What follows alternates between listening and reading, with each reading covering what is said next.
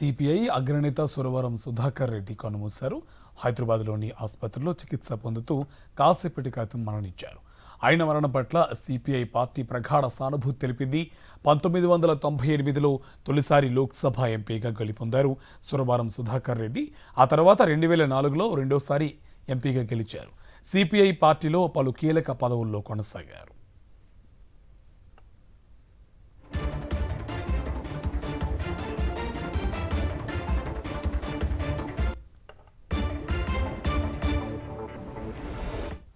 CPI అగ్రనేత సురవరం సుధాకర్ రెడ్డి కన్నుమూశారు.